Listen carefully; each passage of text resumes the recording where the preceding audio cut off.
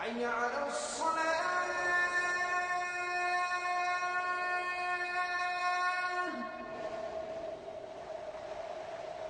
حي على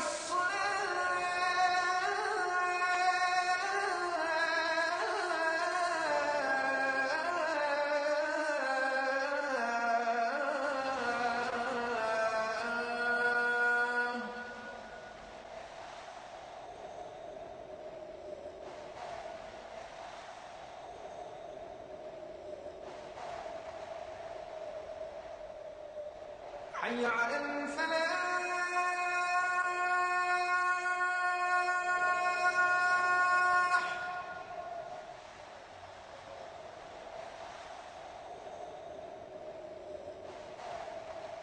حي على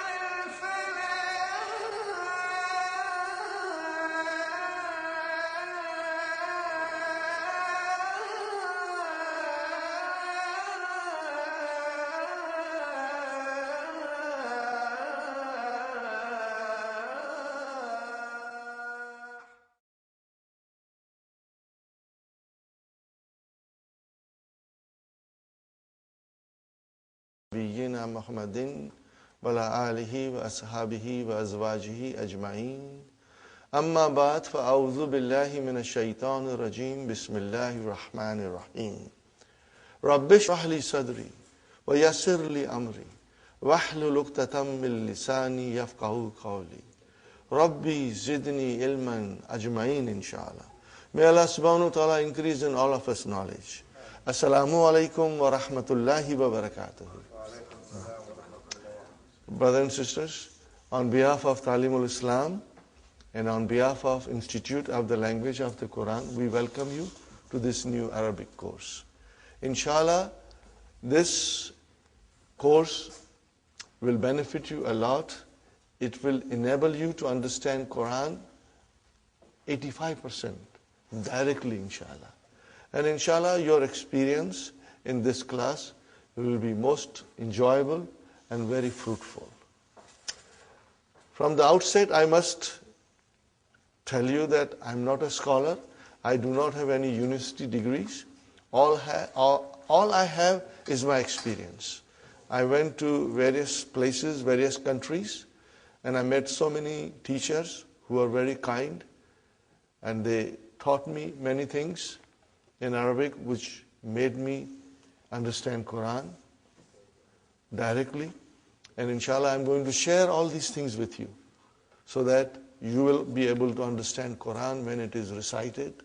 When you pray, you know what you are praying. And when you hear tilawat, inshallah, it will touch your heart because you will understand what's going on. You know. We start with our handbook, brothers and sisters. How many letters of alphabet? Most of us, we were taught that there are 28, but there are 29. Alif is the letter of alphabet, but it is not consonant. It does not have a speech sound. When you say a, it is not alif, but it is hamza. And how do you write hamza?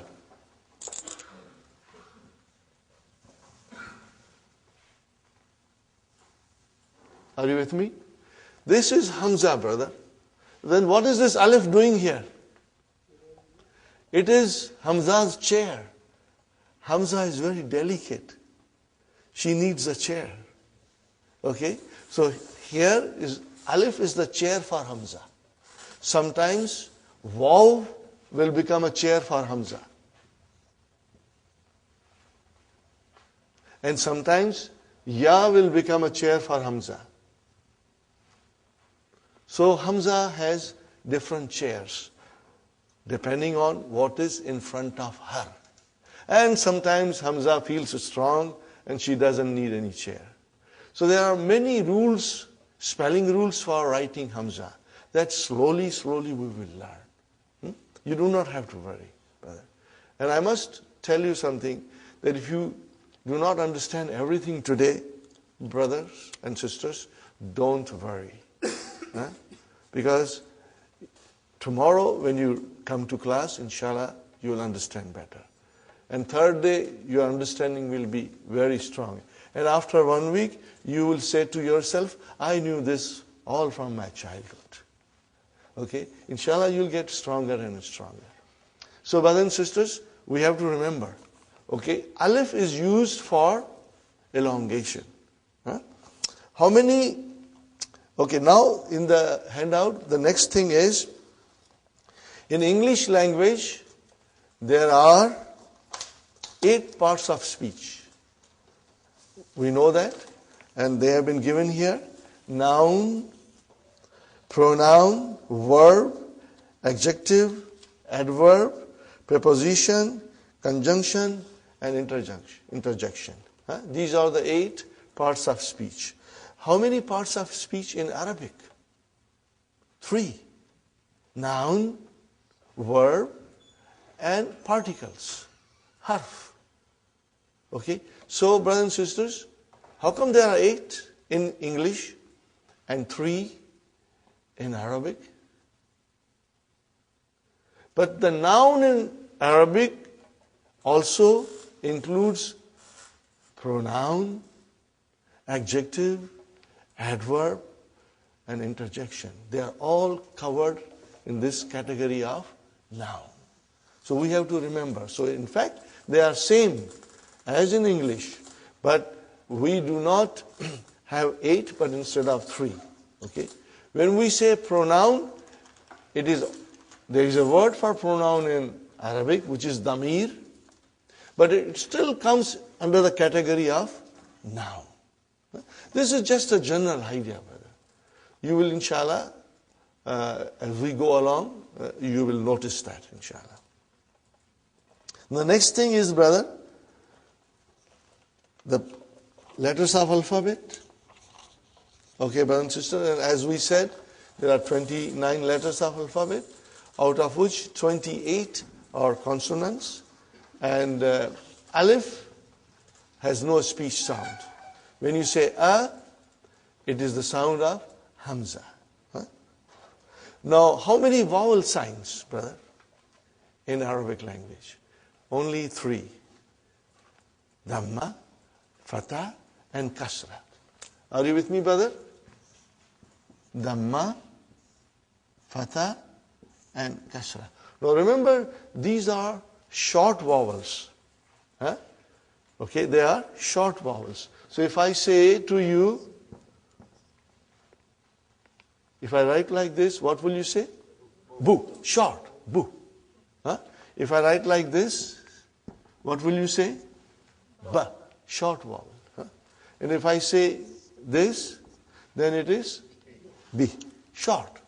Now in order to do elongation, I put here alif. Now you see, the job of alif is to elongate. Now this is ba. And then I put vav here, and it is bu. And if I put ya here, it is bi. Are you with me? Now, there are there are 3 vowel signs. Dhamma, Fatha and Kasra only. And there is a 4th thing we must understand, and it is called Sukoon. Are you with me, brothers and sisters?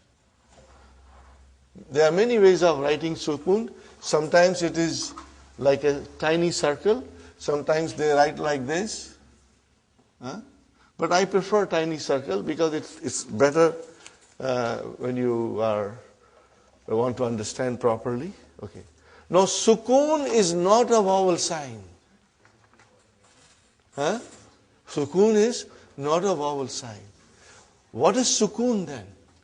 Sukoon tells me that there is no vowel sign on the Arabic letter. Are you with me, brother? Okay. Where is the vowel sign here? On ba. What is on vav? It's a Sukoon. Why? There is no vowel sign. There is no vowel sign. Okay. No, this you never write. You never write. But you understand. If I say ba, where is the vowel sign? Ba. On the ba. What is on alif? There is a sukoon. We don't write it. But there is a sukoon. We don't write it. And what about B? Where is the vowel sign? On the B. What is on the ya? A sukoon, because there is no vowel sign. Now these things are to be remembered. And even if you forget, don't worry, because I will be repeating these things often. You know, some of you will, when we go a little bit deeper in the course, all these things will come to you. Okay? So you don't write it. You don't write it, but it is there. Okay. I give you another example, brother.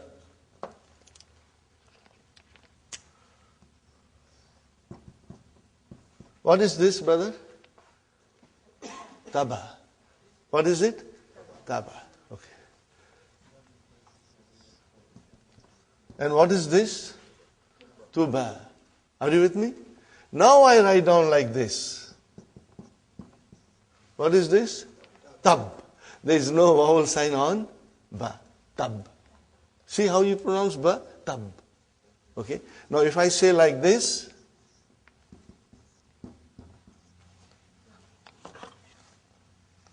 what is now, brothers and sisters? Tub. Tub. Here it was tuba, and here it is tub. So there is a sukoon on ba. If I write like this, brother,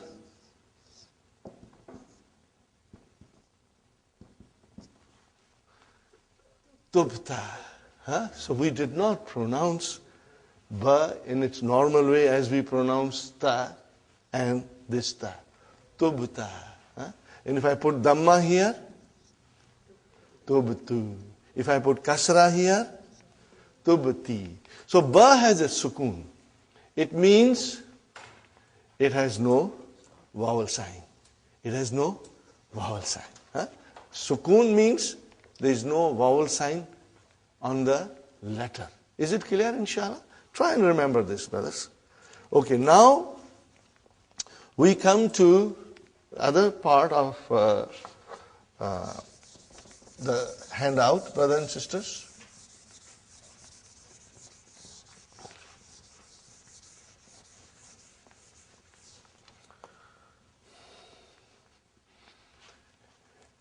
The noun is either definite or indefinite. Sahih, brothers and sisters? Either it is definite or indefinite. What do we do in English when it is indefinite noun? How do we describe it, brother? By using a or an. Are you with me? This, when it comes in front of a noun, makes it indefinite. How do you define it? Make it definite? The. Okay, brother? Now, In order to define an indefinite noun in Arabic, we do not have anything similar to this. But at the end of the noun, we put double vowel sign. Are you with me?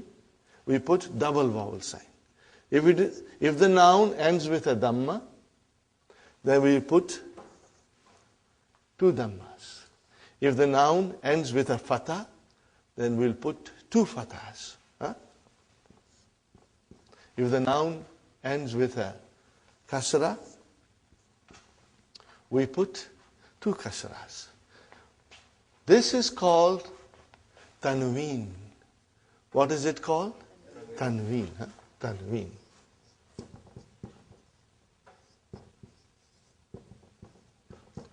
Tanween tells us that the noun is indefinite. Are you with me? Tanween will tell us that the noun is indefinite. If I say kitabun, what is the English? A book. A book. A book. If I say kalamun, a pen. If I say baytun, a house.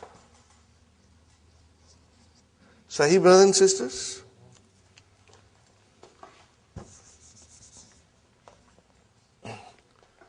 And then, how do I make it definite?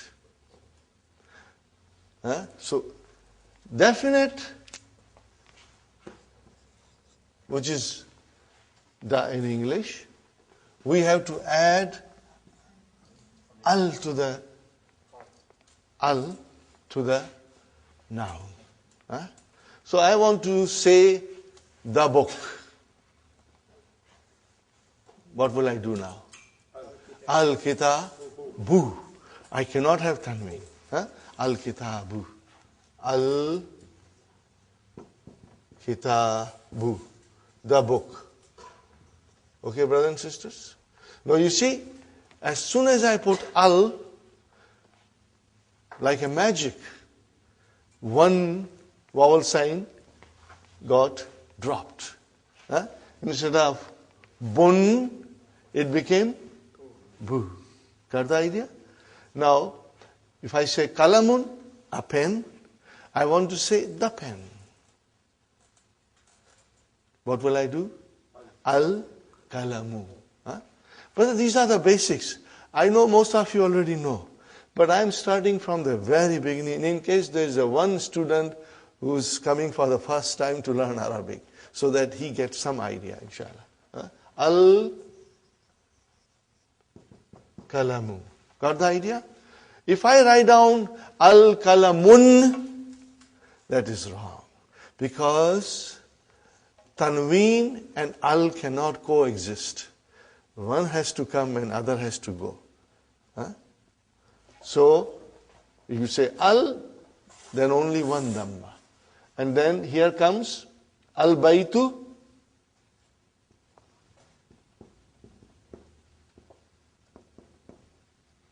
Okay, instead of baytun, it became al-baytu, means the house.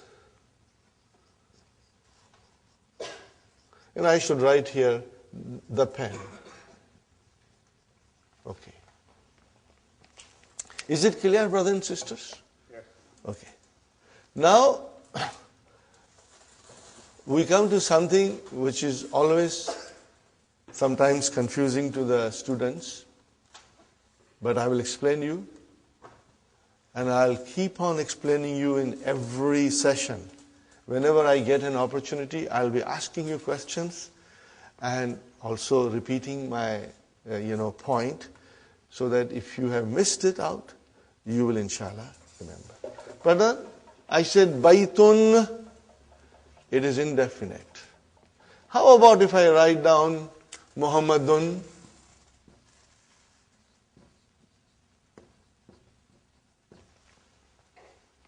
There is a tanween there, which always tells me that the noun is indefinite. But what about Muhammadun? Is it definite or indefinite? It is definite. Brother, how come? Tanween means indefinite, and now you say Muhammad is definite. Yes, you are right. Why? Because Muhammad is a proper noun. All proper nouns are definite. When you say Muhammad, it doesn't mean any Muhammad. It means one particular Muhammad. If I say Ali, brother, how do you write Ali? We always say Ali, but truly speaking, Aliyun, brother. See Tanween? Now Tanween is normally the sign of a noun which is indefinite. But in the case of proper nouns, the Tanween doesn't make any difference. It means the noun is definite. The noun is definite. You will remember this, please. Okay? And I will be repeating it again and again, inshallah. Brothers and sisters, now I come to a very important rule in Arabic, and inshallah I will try to explain you in a nice way, brothers and sisters.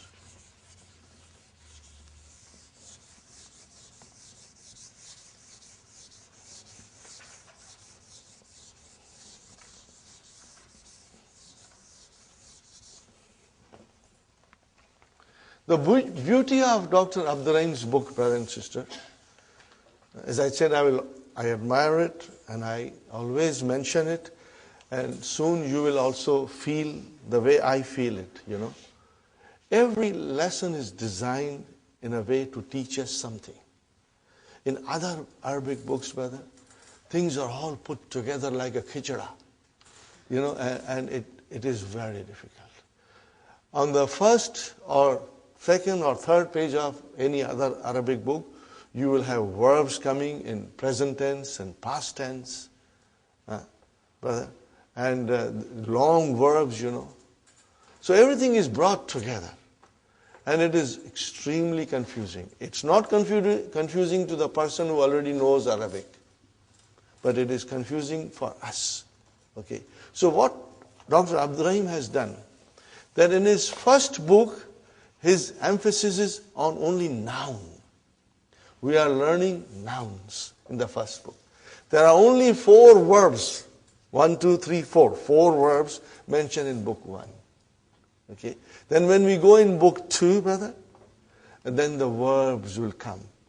And Dr. Abdurrahim's method is this, that he teaches you one thing properly. Okay. But then when the verbs will come, they will come in wholesale. You'll have verbs coming from everywhere, But by that time, we'll be prepared. But my, method is, and I found it very rewarding, producing good results, that we will do some verbs on our own, which are not mentioned in the book. So that when we come to book 2, you have a good understanding of verbs. So when they come in front of you, you will say, I know it. You will feel comfortable. So first book is concentrating on nouns. Okay. And each lesson is like a brick. We make one brick. So we study one lesson, we put a brick. We study second lesson, we put a second brick. And slowly, slowly we'll build our house. Brick by brick, lesson by lesson. Each lesson will show you something. Now we come to the page 3 of handouts. All these things are also mentioned in the key, but I have tried to, do little differently, brothers. So you must always read the key also, it will help you. Now, in Arabic, the nouns decline. Declension of noun. In Arabic, nouns decline. You already know it, but you have never realized it. Why? You have never realized this. Why? Now I will give you examples. Brother? I'm writing something, you already know it. Muhammadun Rasulullah.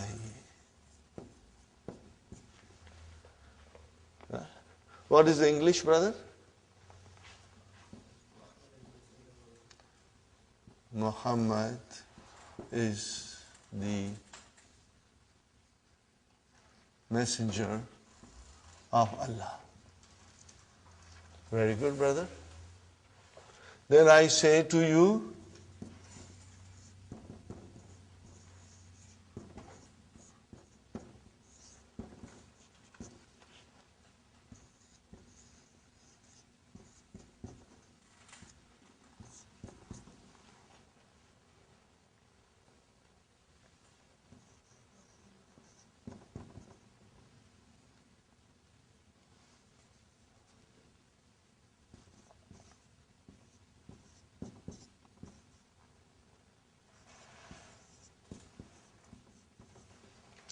we say every day in our salah.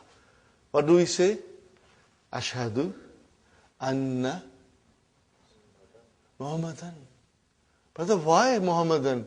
Before you wrote Muhammadun, now you are writing Muhammadan. Okay. What will be the English? I bear witness that Muhammad is his slave, brother, and his messenger. Dot, dot, dot. Okay. Now, every day we say, many, many times, Allahumma. What is the meaning of Allahumma? Ya Allah. What is the meaning of Allahumma? Ya Allah.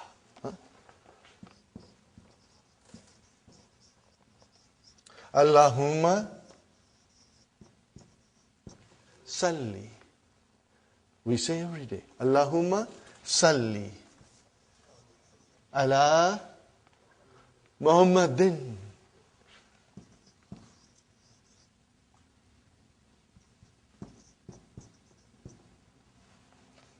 Oh Allah, send your blessings on Muhammad. Are you with me, brother? Ya Allah,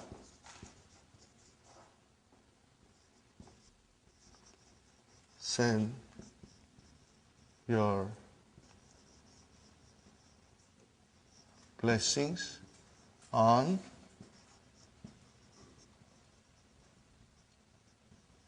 Muhammad. Are you with me, brothers and sisters? Do you see any change in English where we wrote down Muhammad? We did not change anything in English. But what about in Arabic, brother? What's going on here? Sometimes you are saying dun, sometimes you are saying dan, sometimes you are saying din. What's going on?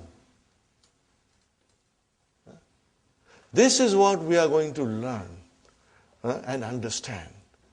What is the rule, brothers and sisters? That Arabic nouns decline. They have 3 different endings. They can end with a tanween dhamma or with one dhamma if there is al there. It can decline to tanween fatah, or if you have al, then it is one fatah, or it can decline to tanween kasra, or with alif and lam, with al, one kasra. Okay, brothers and sisters? So what is this, brother? Only the ending. Dun. What is it? Dun. And what is this? Dan. And what is this? Then. Say it again loudly. Dun. Dan. Then. These are the 3 declensions. Okay? Every Arabic noun will decline. Sometimes you will see it, and sometimes you won't see it, but we are going to learn everything.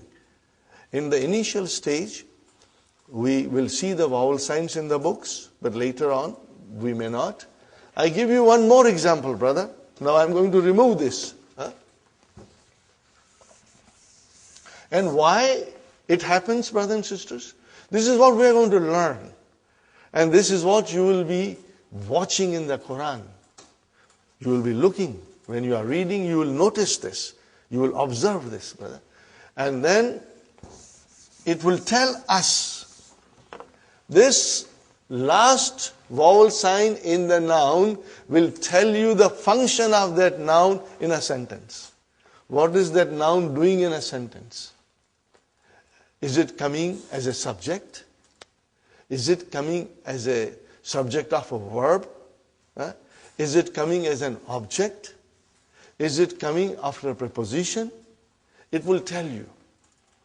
In its natural course, in its natural form, all the nouns are always end with a dhamma. All the time. They change when something happens in the sentence. When they perform a different function in the sentence, then they change, brother. Give you one more example. You know all these things, but you never knew why. And this course is going to teach you, brothers and sisters. Okay. I will write down here. What did I write down, brother? Allahu. Is it definite or indefinite? It is definite because Al is there. No tanween. Because Al is there, no tanween. What do you see at the end? Dhamma. Dhamma you see, okay? Allahu Ghafurun Rahimun. Sahi? Okay? See, Ghafurun, indefinite. Rahimun, okay? Fine. Then I write here,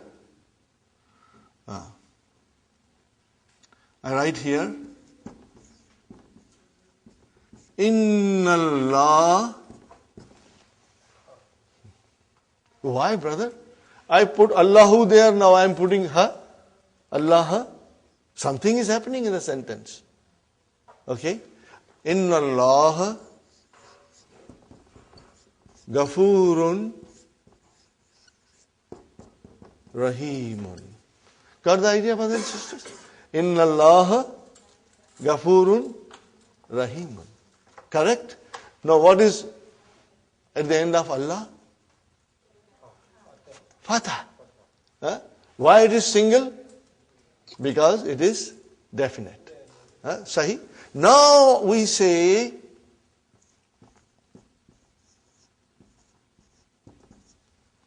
A'udhu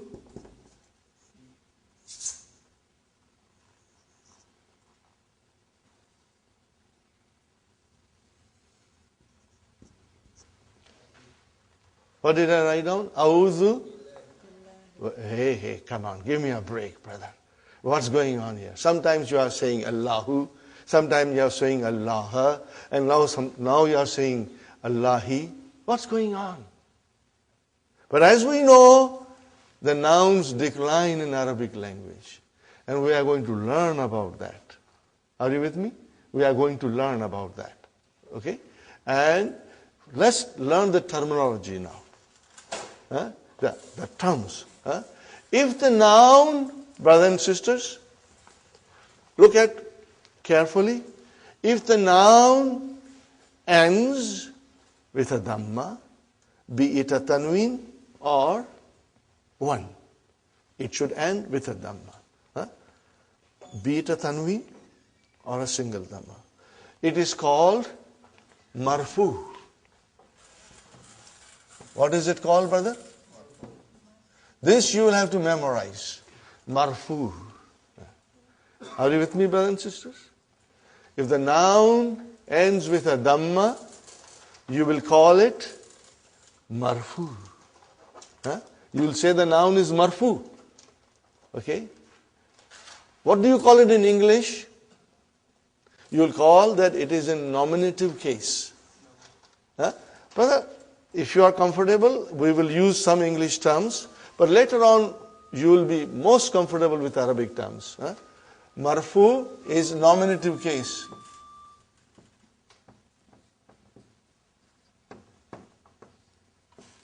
Okay. Now if the noun ends with a fatha, be it a tanween or be it a one single fatha at the end of a noun, then we say it is mansoob. What is it, brother? It is mansoob. What do we call it in English? Either you call it objective case or accusative case. It's mentioned there. Objective case or accusative case. Are you with me, brothers and sisters? But we will memorize these terms that I'm writing. Now if the noun ends with a kasra, be it a tanween or one, we will say the noun is majroor. Not majboor, majroor. Okay? Majroor, majroorun. Are you with me? And in English it is called genitive case. I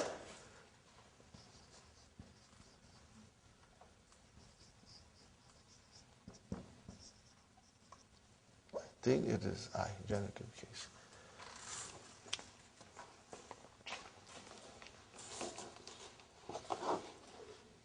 Yes, it's genitive case. And accusative case, maybe I should write down accusative case also. Mansoob is accusative case.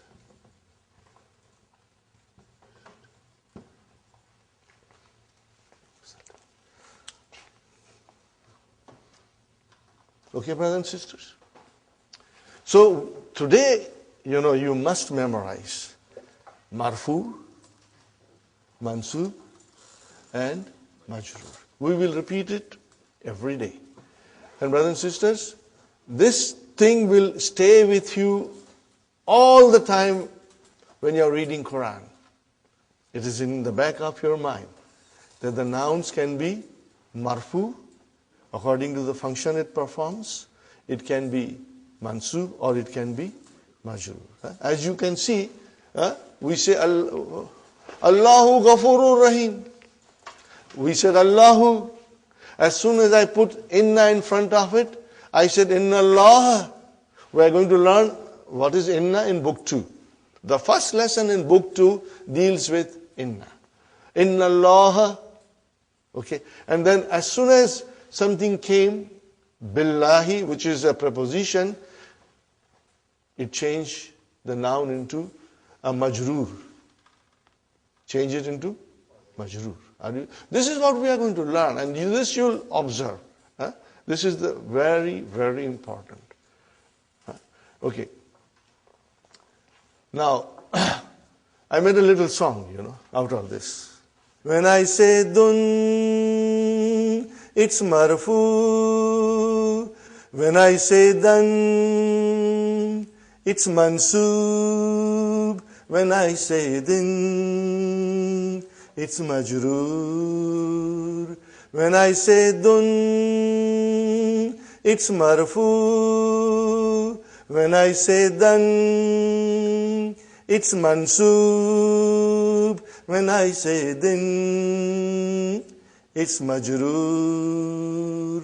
Therefore, dun dun dan dan din din, dun dun dan dan din din, dun dun dan dan din din, dun dun dan dan din din, dun dun dan dan din din, dun dun dan dan din din, dun dun dan dan din din, dun dun dan dan din din. One more time.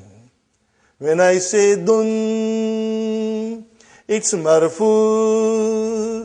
When I say dan, it's mansoob. When I say din, it's majroor. Therefore, dun dun dan dan din din, dun dun dan dan din din, dun dun dan dan din din, dun dun dan dan din din.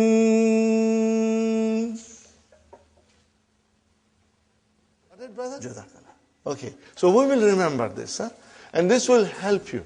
Okay? Okay. And you must always remember. What will you remember, brother? Pronounce this. Last one. Dun. What is this? Dan. And what is the next one? Then. In short, dun dan din. What is it? Dun dan din. That is the way the nouns decline in Arabic. Dun dan din. Okay? Now I compose another song, but I have to, because I'm not a musician, but sometimes I get that inspiration and I do it, you know.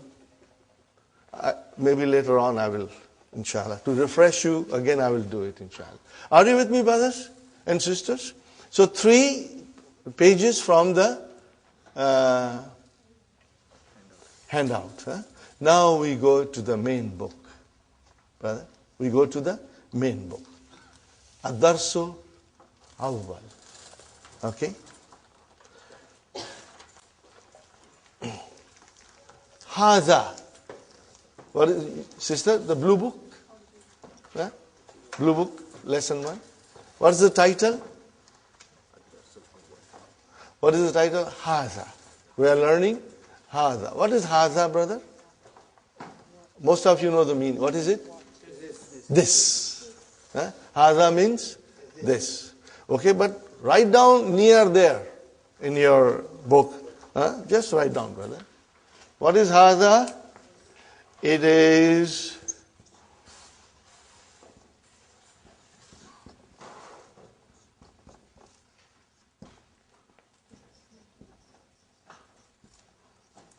what is it, brother? This is a pronoun. And pronoun is a noun. In Arabic, pronoun is also a noun. Okay, so it's a pronoun. Just remember it, brother. And if you forget, Sister Fatima, if you forget, it's normal. You should not be too concerned. Because we will be repeating it so many times in the class that it's going to come out of your both ears. Okay? So it is demonstrative noun. What do you call it in Arabic? Ismu ishara. Huh? Those who are familiar with Urdu, they will find the course very easy. Huh? Huh? Brother? Ismul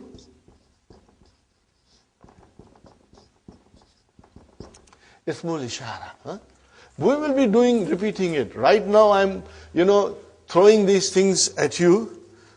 But please do not be gabarified, because we will be repeating them. And it will, inshallah, become part of your vocabulary and part of your memory, inshallah. Huh? Haza. Are you with me, brother? What is haza? It is a demonstrative pronoun, which means it's a noun. Are you with me? Okay. And then in Arabic we call it ismu ishara. We call it ismu ishara. Okay? Inshallah. Now, these are the sentences, simple sentences we are studying. And I'm not going to go in detail, but very soon we'll go in detail, because ours is an intensive course. We will be moving at a steady pace, brother. Huh? Now, as you know, you are all supposed to read. Huh? You must know how to read, and you will be writing all these things in your book. And the more you read and write, you will become stronger, brother. And in the class, if you are a team of husband and wife, it's a great thing, because you can go home and read to each other and discuss with each other, and it will help. Every day, brother, you got to do your homework. This is just like coming to a college or a university program where you go in the morning to the university, go home and study, come back and learn more. So our course is like that. If you will work hard, you will succeed. If you won't, then it will be a problem. Okay. What is the first? Hada baytun. What is it? Hada baytun. Now, normally, when you speak, you do not say baytun, you say hada bayt. Just like in Quran, when you stop, you give a sukoon. But for our course, we will repeat dun, dan, din, we will repeat because we want to understand properly. But those who speak Arabic fluently, just like us, we speak English fluently. But do we know the grammar? We don't know the grammar. If somebody asks you, teach me English, you cannot teach English, brother, because you don't know yourself properly. You only speak, you cannot teach. Same way, the people who speak Arabic, when they say Hada Bait, or when they say Muhammad Talib, or Raitu Muhammad, or Marartu bi Muhammad, they are not very sure about the endings. Because that's the way you stop it. You don't put the, pronounce the last. But here in our class, we will pronounce everything. So that we get a good idea of what's going on in the sentence. So you will always be reading Hada Baitun. Hada Baitun. Now tell me, brother and sister, what is the translation? This is a house. Indefinite. Indefinite. This is a house. Okay. Now, I think you have understood this, so I am going to erase it, brother. Haza. See, it is pronounced like Haza. But this alif is not written. It is explained in the key also. So it is Haza. Okay. Haza means this. And Baitun means a house. Are you with me, brothers and sisters? No, but you said in English that this is a house. Okay. I see this here, Haza. I see a house here, Baitun, but I don't see anything similar to is in Arabic. Are you with me when I explain? Brother Muhammad? You say this, which is equal to Hada, and you say a house, Baitun. What about is? So what is? Okay, we go to English grammar. Is, are, and am, these are linking verbs. In English, we call it copula. Copula verbs. Brothers and sisters? They are intransitive verbs, but I will not go in detail in intransitive. But they are called copula verbs. It means they are linking verbs.